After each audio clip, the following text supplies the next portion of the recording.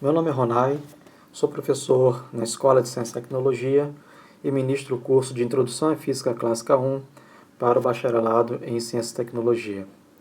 Hoje veremos a aula número 19 do ano de 2015, segundo semestre. Até o momento, estudamos a física do ponto de vista de partícula e, quando havia interação, no máximo estudávamos as interações entre duas partículas. A partir de hoje, vamos estudar um sistema de partículas e, especificamente, vamos introduzir dois novos conceitos, o de impulso e o momento linear. Os objetivos da aula serão definir o momento linear de uma partícula e de um sistema de partículas, definir a força impulsiva, conceituar o teorema impulso e momento linear e associar os teoremas de energia cinética e trabalho e impulso e momento linear à segunda lei de Newton. Para introduzirmos esses novos conceitos de impulso e momento linear, podemos partir das observações do nosso dia a dia. Você deve estar ciente que petroleiros podem ter massa da ordem de 650 mil toneladas, contando com sua carga. Então essas dimensões acarretam alguns problemas de ordem prática. Imagine que quando o capitão dá a ordem de reverter os motores e parar, o navio ainda pode continuar a se mover para frente por mais de 5 km. O navio tem uma grande inércia. Mesmo tendo grande inércia, os objetos podem ser parados.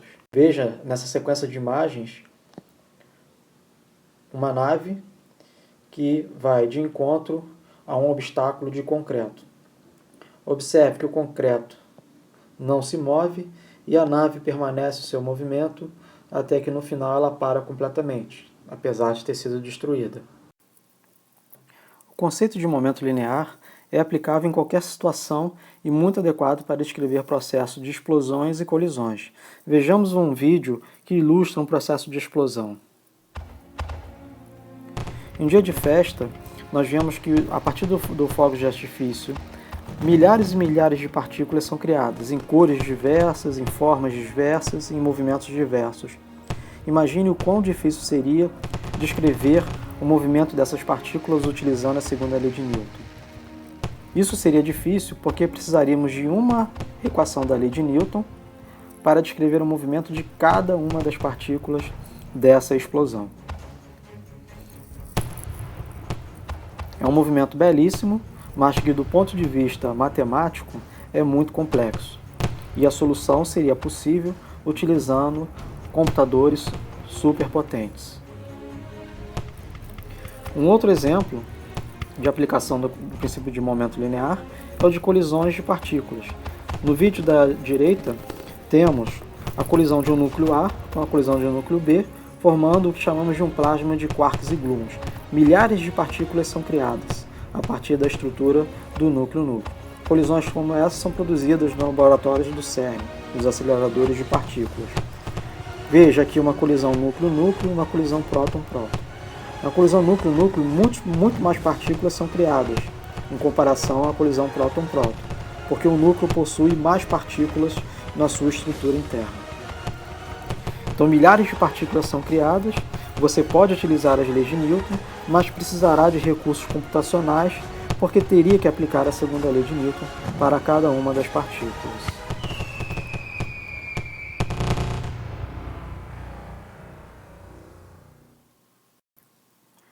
Ainda não somos capazes de resolver problemas complexos como de explosões e colisões.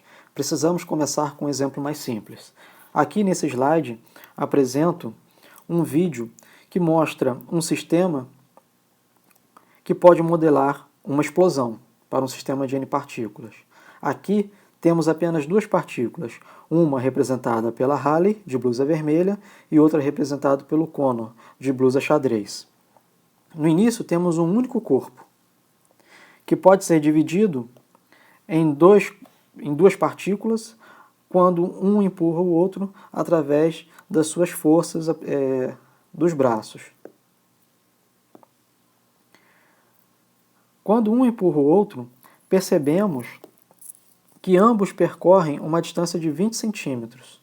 A partir de dados do vídeo, podemos calcular Quanto tempo leva para percorrer cada distância? A Halley desloca-se 20 centímetros em 0,196 segundos e Connor desloca-se os mesmos 20 centímetros em 0,192 segundos. Se temos o deslocamento e o tempo, somos capazes de calcular a velocidade da Halley de menos 1 metro por segundo e a velocidade de Connor em mais 1,02 metros por segundo. Observe que a velocidade de Halley é negativa e a velocidade de Connor é positiva. Observe que a magnitude das velocidades de Halley e Connor são aproximadamente iguais. O mesmo acontece para suas massas. A massa de Halley equivale a 68,6 kg e a massa de Connor 69,4 kg. Aqui é um pouco estranho. O Connor tem uma massa maior que a massa de Halley e sua velocidade também é um pouco maior. Trata-se aqui de um experimento real. Mas por que as velocidades são aproximadamente iguais e não exatamente iguais? Pense um pouco sobre isso. Talvez você não aplique os conceitos de impulso e momento linear na sua vida acadêmica diretamente. Mas a física é cultura. E se você sabe um pouco dos seus conceitos, poderá conseguir um emprego na empresa Google ou em qualquer outra empresa, porque nem todos sabem a tal da física. E aqueles que sabem um pouco têm um pequeno diferencial.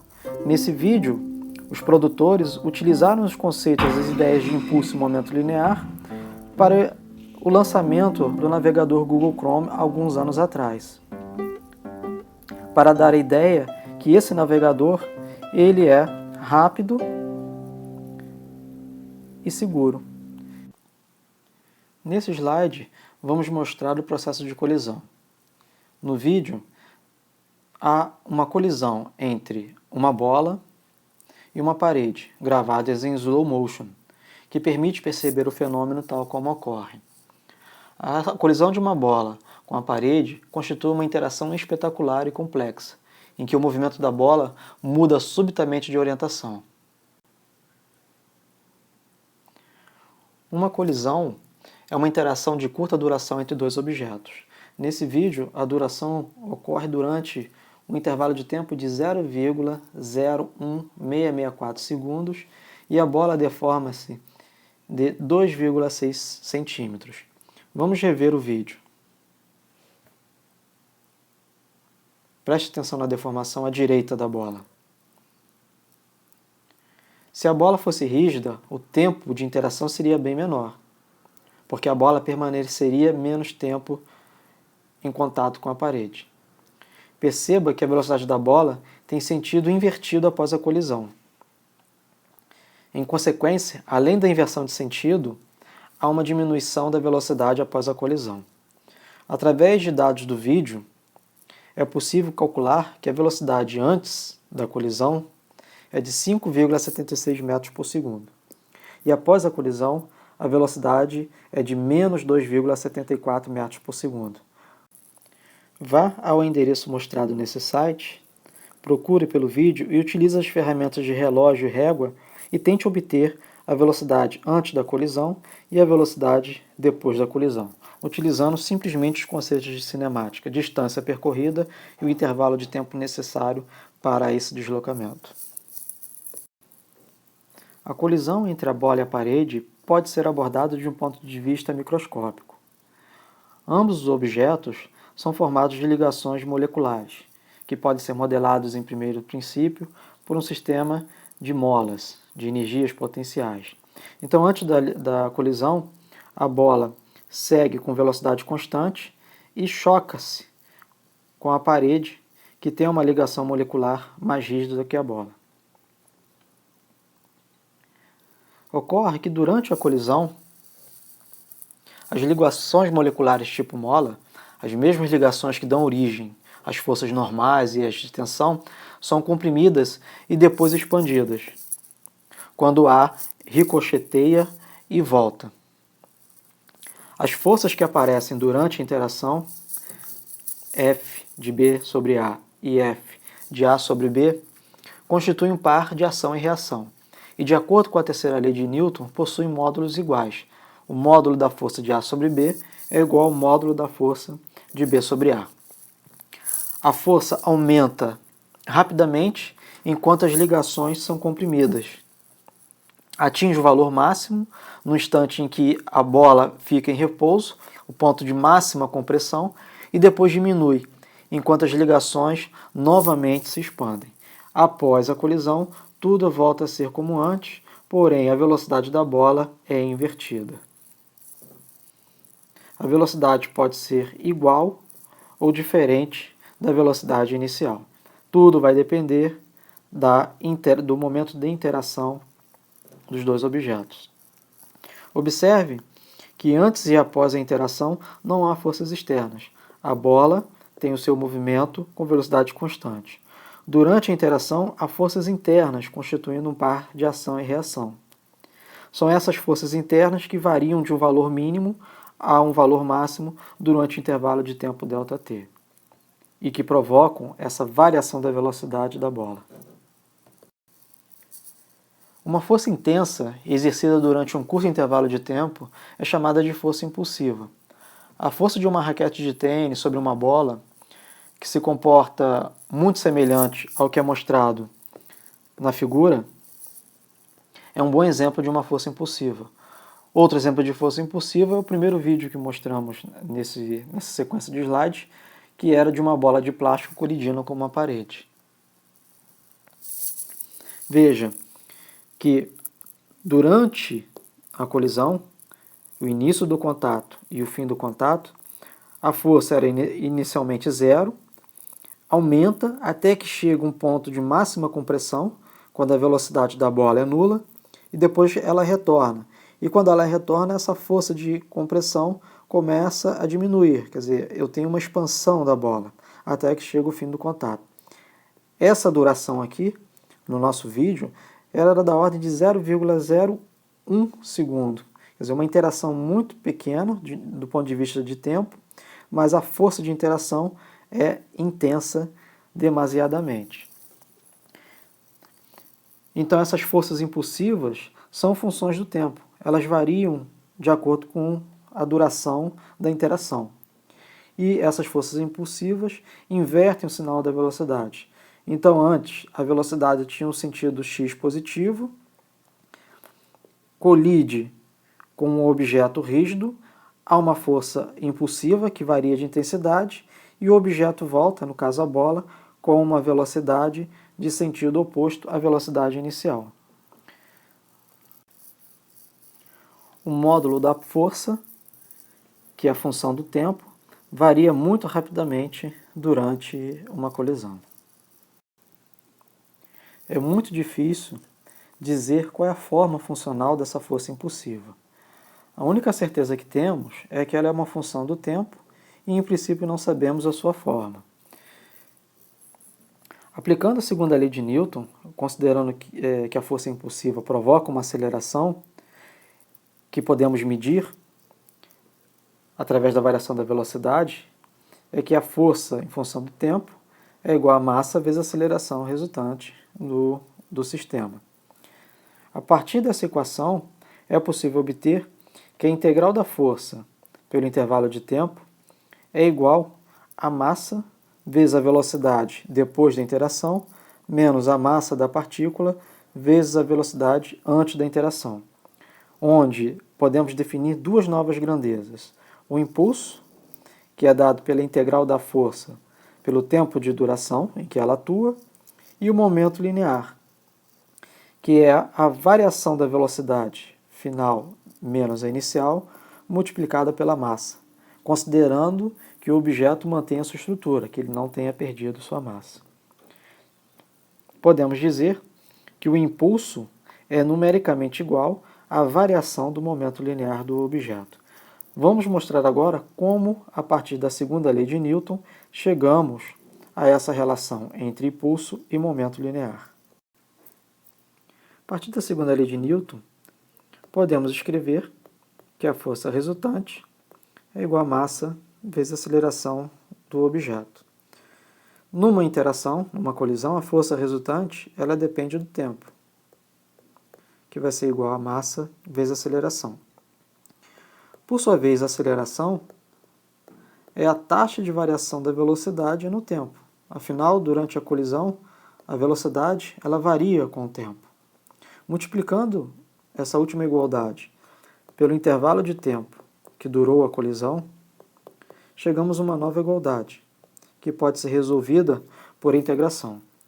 Integrando essa expressão, o primeiro membro, nós só podemos calcular se a forma da força em função do tempo é conhecida, e isso é muito difícil de ser determinado. Porém, o lado esquerdo da equação, ela é muito fácil de ser calculada porque somos capazes de calcular a velocidade inicial e a velocidade final a partir da cinemática. Veja o exemplo da bola. Calculamos o espaço que ela se deslocou e quanto tempo demorou esse deslocamento. Então, somos capazes de calcular VI e V final. Então, repetindo o primeiro lado da igualdade, supondo que a massa é constante, que a partícula não se desintegra, a integral de dV é simplesmente igual à velocidade, que tem os limites inicial e final. Então, a integral de f de t dt, que é o impulso, é igual à variação do momento linear da partícula, onde chamamos de momento linear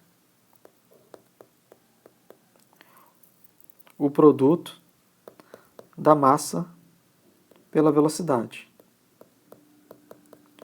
Então, o impulso, que é a integral de f de t dt, é igual à variação do momento linear. Então, essa equação, que vai ser muito importante ao longo desse curso, ela é derivada simplesmente da segunda lei de Newton. Podemos dizer que o impulso, como igual à variação do momento linear, é decorrente da segunda lei de Newton. Vamos agora, nos próximos slides, entender um pouco mais o conceito de momento linear e, em seguida, o do impulso. O momento linear é um conceito em física que se aplica a uma, a duas ou mais partículas. É definido como uma grandeza vetorial representada pela letra P, que é igual ao produto da massa pela velocidade. Nesse sentido, a unidade no sistema internacional é o quilograma, que vem da massa, vezes metro por segundo, que vem da velocidade.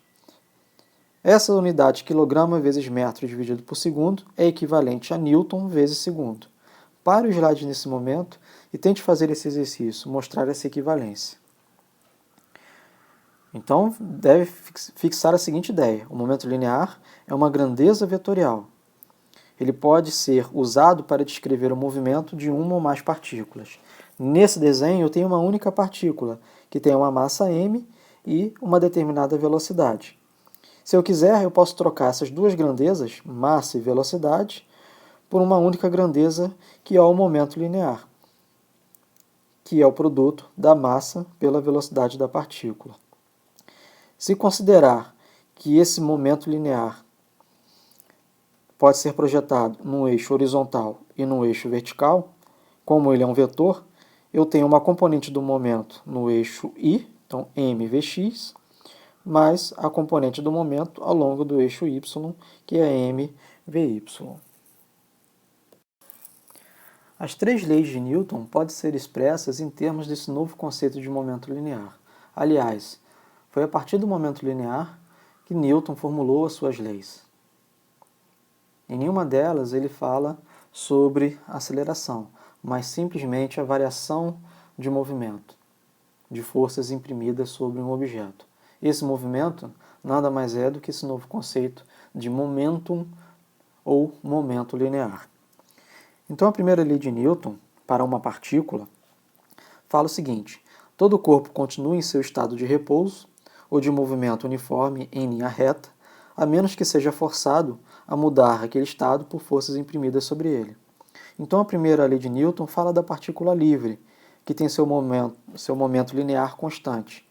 Como o momento linear é uma grandeza vetorial, então, quando a gente fala em constante, queremos dizer que a direção do momento, o sentido e a magnitude não mudam.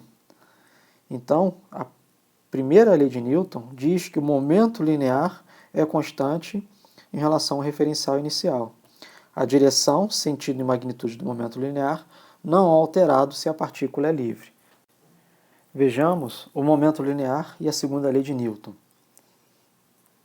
que fala de uma partícula também, devido à interação com outra próxima. A mudança de movimento é proporcional à força motor imprimida e é produzida na direção da linha reta na qual aquela força é imprimida. O momento linear deixa de ser constante durante a atuação de uma força resultante. Então perceba, eu tenho uma partícula inicialmente livre, ela tem uma trajetória retilínea com determinado momento linear e, em determinado momento, existe alguma interação, que é representada por essa força F, sobre a partícula que vinha na sua trajetória retilínea. A força provoca a variação do momento linear. Comparando o momento linear final com o inicial, vemos que houve uma mudança de direção e sentido, mas a magnitude permaneceu constante. Nessa expressão, podemos ver como a segunda lei de Newton deriva do momento linear. Estou escrevendo que a força resultante é a taxa de variação do momento em relação ao tempo, ou, em termos de cálculo, é a derivada do momento linear em função do tempo. O momento linear é o produto da massa vezes a velocidade. Então, essa derivada total é igual a massa vezes a derivada da velocidade em relação ao tempo, mais a velocidade vezes a derivada da massa em relação ao tempo. Se a massa permanece constante, é um caso particular, supondo que ela não perdeu massa e que sua estrutura não mudou após a interação, a massa é constante. Então esse termo aqui é numericamente igual a zero. Então o primeiro termo, onde temos a derivada da velocidade em relação ao tempo, é igual a massa vezes a aceleração. Então, se a massa permanece constante, a derivada do momento linear em relação ao tempo é igual a massa vezes a aceleração, que nada mais é do que a segunda lei de Newton. Nesse sistema, a força resultante é a força impulsiva, que provocou a variação do momento linear. Vejamos agora a relação entre o momento linear e a terceira lei de Newton, que definitivamente descreve a interação entre um sistema de partículas. A toda ação há sempre oposta a uma reação igual, ou as ações mútuas de dois corpos, um sobre o outro, são sempre iguais e dirigidas a partes opostas. O ponto crucial na terceira lei de Newton para o momento linear é que as forças internas de ação e reação não alteram o momento linear do sistema. Essas forças elas só são possíveis de serem medidas e observadas enquanto houver a interação. Observe que no meu sistema inicial, a partícula PA possui momento linear PA e a partícula B possui momento linear PB. O momento linear da partícula B é maior em magnitude que o momento linear da partícula A e ambos têm sinais opostos. Tem um processo de colisão. Após a colisão, o momento da partícula A é invertido, fica maior em módulo e o momento linear da partícula B permanece no mesmo sentido de direção, mas tem a sua magnitude reduzida. Durante a colisão, as forças internas de ação e reação são F de A sobre B mais F de B sobre A, e essa soma tem que ser igual a zero. Isso aqui é a terceira lei de Newton. Utilizando a segunda lei de Newton, que pode ser escrita como a taxa de variação do momento linear, a força de A sobre B é a derivada do momento linear da partícula A em relação ao tempo, e a força de B sobre A é a derivada do momento linear da partícula B em relação ao tempo. Essa soma deve ser igual a zero. Por meio de uma manipulação algébrica, colocando-se o momento de A e o momento de B em evidência, fica óbvio que a derivada total em relação ao tempo da soma PA mais PB é igual a zero. Chamando essa soma PA mais PB do momento linear do sistema, vemos que essa derivada em relação ao tempo é igual a zero, significando que P é uma constante. O que significa dizer isso? Antes da colisão, PA mais PB é uma constante, não muda. Após a colisão, o momento linear PA mais PB é uma constante e é igual ao momento linear inicial do sistema. Perceba finalmente, que o momento linear de cada partícula pode ser alterado, mas o momento linear do sistema não é alterado. Antes da colisão e depois da colisão, podemos ver que o momento da partícula A foi alterado.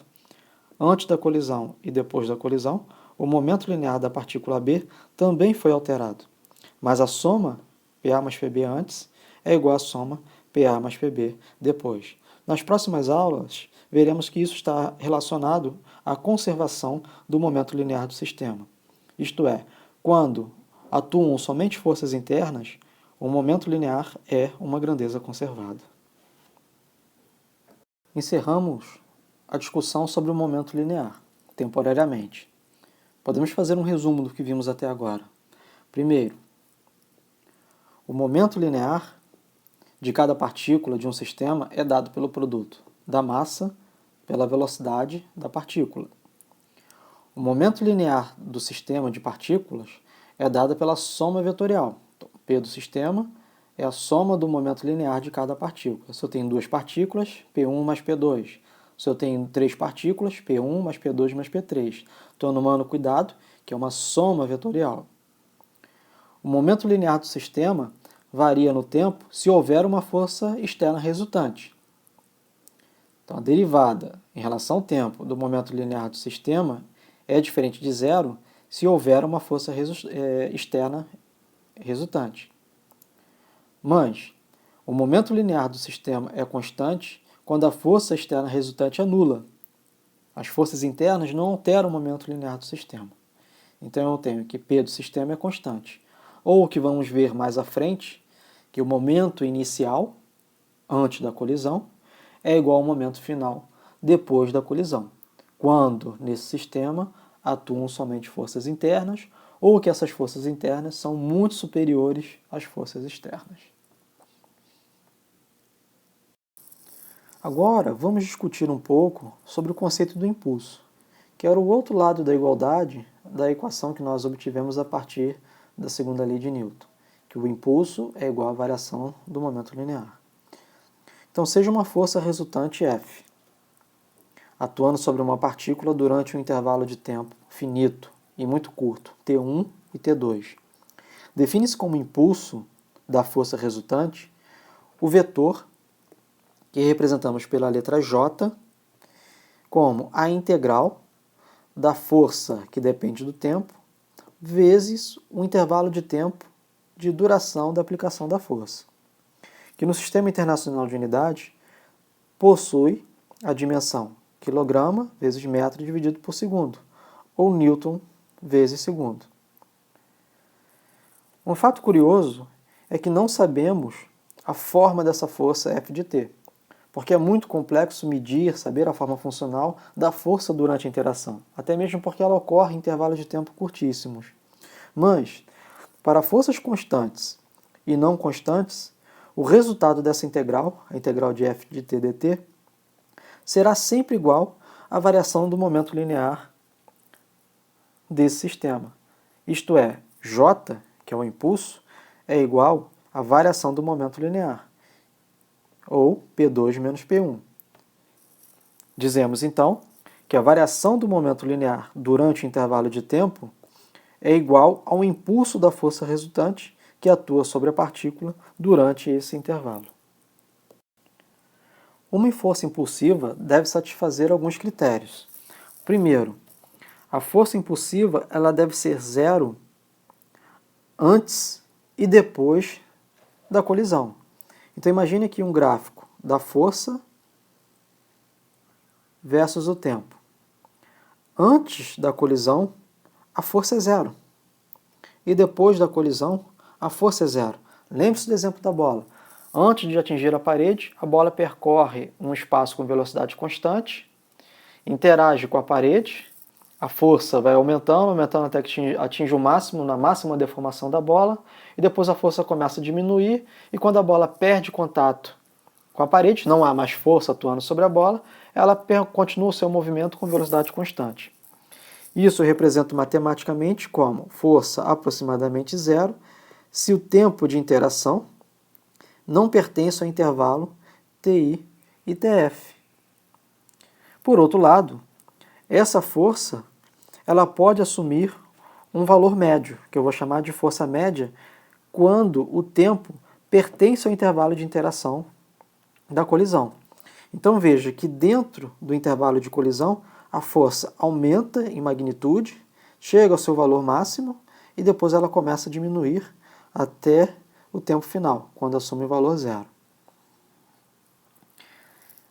Substituindo essa força, que é uma função do tempo, que varia com o tempo, por uma força média, podemos dizer que o impulso de uma força impulsiva é integral dessa força média pelo intervalo de tempo de duração.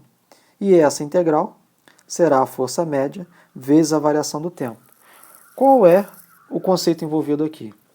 É que essa força média ela é definida a meia altura dessa função que varia no tempo.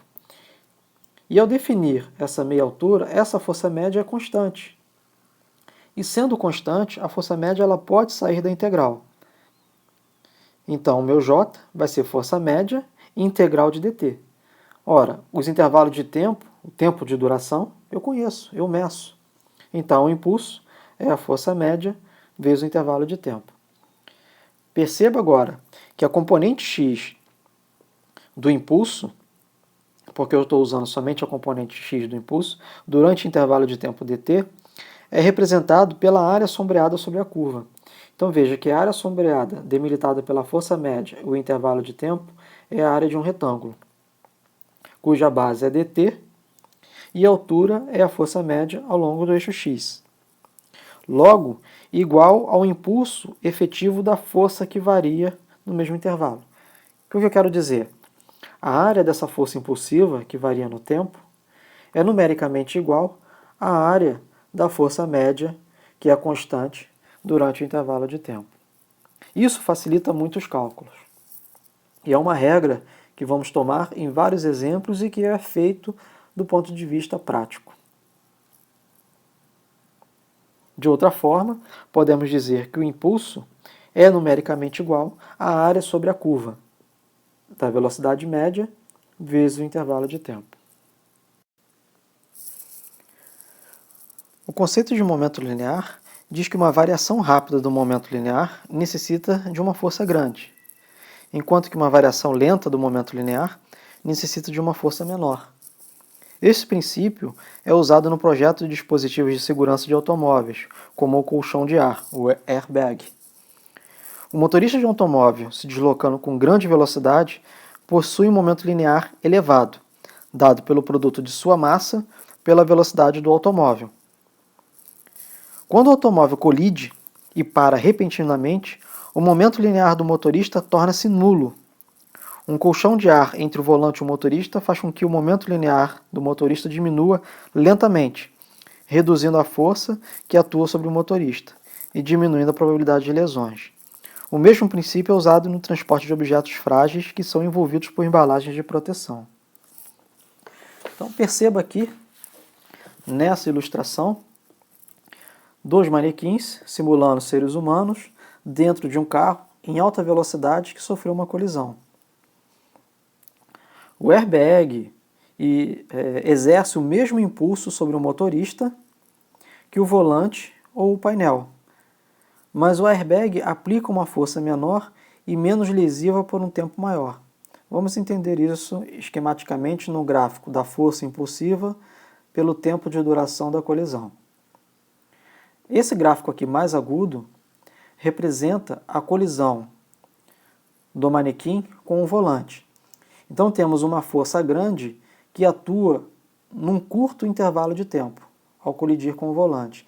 Lembre-se, lá no início, que eu havia falado o seguinte, que o tempo de duração da colisão pode ser menor quando os objetos são mais rígidos, porque um objeto fica menos tempo em contato com o outro. Por outro lado, essa força ela vai ser muito mais intensa entre objetos rígidos, que durarão um intervalo de tempo pequeno. Mas, se o manequim colide com o airbag, a força é menor e atua no intervalo de tempo maior. O airbag amortece o impacto e essa força de interação é menor. Fato importante é que a área da curva é igual. Portanto, as duas forças produzem o mesmo impulso. Então, o impulso que o volante produz é igual ao impulso que o airbag produz. Porque, no final das contas, o impulso é igual à variação do momento linear. O momento linear final menos o momento linear inicial é o mesmo, tanto para a colisão manequim com volante, quanto manequim com airbag. Nesse slide, é possível ver alguns dados reais do teste de colisão, crash test. No gráfico da direita, há um gráfico da aceleração em função do tempo. Ao multiplicar a massa pela aceleração, temos uma força impulsiva. Temos aqui três curvas. A curva de bolinha representa o veículo. A curva com quadrados representa o motorista sem airbag. E a curva com triângulos representa o motorista com airbag. Percebemos que a interação ocorre em aproximadamente 0,8 segundos e a interação acaba em 0,17 segundos. A aceleração é maior para o motorista que não está usando airbag. Veja que a aceleração dele é da ordem de 400 metros por segundo ao quadrado. Já o motorista que usa airbag tem uma aceleração menor, da ordem de 300 metros por segundo. E o carro tem uma aceleração de 200 metros por segundo. Finalmente, podemos enunciar um dos objetivos dessa aula, que é conceituar o teorema impulso e momento linear, que vimos até agora, mas não havíamos dado nome. Então, a variação do momento linear da partícula é numericamente igual ao impulso da força resultante que atua sobre a partícula num dado intervalo de tempo. Ou, matematicamente, a variação do momento linear é igual ao impulso. O teorema implica que não precisamos conhecer todos os detalhes da função força para aprender como a partícula ricocheteia. Não importa quão complicado seja a força, desde que sejamos capazes de calcular o momento final menos o momento inicial. Aqui temos o exemplo da colisão da bola com a parede. Vou supor outros dados numéricos, dizendo que antes a velocidade é de menos 30 metros por segundo e a massa é 0,40 kg, fornecendo um momento linear de menos 12 Nm². Depois da colisão, a velocidade passou a ser 20 metros por segundo e a massa é a mesma. O momento final, então, é o produto da massa pela velocidade, que dá 8 Nm². Então, o impulso é a variação do momento linear dessa partícula, que será, cuidado, momento final menos momento inicial. Então, 8 menos 12. Então, vai ficar 8 mais 12 igual a 20 Nm². E a partir dessa relação, eu posso calcular a força média. Força média vezes o tempo é a variação do momento linear, ou a força média será o momento linear dividido pela duração da interação. Então, a força média é da ordem de 2.000 newtons. Veja que é uma força muito intensa. Então, antes da colisão, a velocidade é positiva, interage com a parede e durante essa interação aparece uma força impulsiva que varia no tempo, de um valor mínimo até um valor máximo, voltando ao valor mínimo, e após a colisão, a velocidade troca de sinal, a velocidade passa a ser negativa. Ocorre que essa força impulsiva, que varia no tempo, pode ser reescrita por uma força média, de tal forma que a área formada pela força média e o eixo dos tempos é igual à área da força impulsiva. Posso dizer, então, matematicamente, que o meu momento final é igual ao momento inicial mais o impulso, onde o impulso é a integral de f de t dt, que é numericamente igual à área da curva média pelo intervalo de tempo. Novamente enfatizando, o teorema implica que não precisamos conhecer todos os detalhes da função força para aprender como a partícula ricocheteia, não importa quão complicado seja a força. Basta calcularmos a área do gráfico, que pode ser aproximada para um valor médio da força impulsiva. No gráfico abaixo, Vemos que o momento linear é constante antes da interação. Quando há interação, o momento linear diminui, troca de sinal, porque a velocidade troca de sentido, até que eu tenho o fim do contato com o momento final. A variação da altura entre o momento inicial e o momento final é a variação do momento, que é igual ao impulso. Para finalizar essa aula, vamos enfatizar que a partir da segunda lei de Newton são obtidos dois teoremas fundamentais que vimos até agora. O último, que é o teorema impulso-momento linear, que diz que a variação do momento, que é massa vezes a velocidade, é provocada pela força resultante que atua durante o intervalo de tempo. No sistema internacional tem a unidade de Newton por segundo, força, Newton, tempo, segundo, e essa é uma grandeza vetorial. E o outro que obtivemos nas aulas anteriores, que é o teorema trabalho-energia cinética, que é a variação da energia cinética, que é meio vezes a massa vezes a velocidade ao quadrado, é provocada pela força resultante que atua durante um deslocamento ΔR. No sistema internacional, Newton de força por metro do deslocamento. Essa grandeza é o Joule, logo isso aqui é uma grandeza escalar.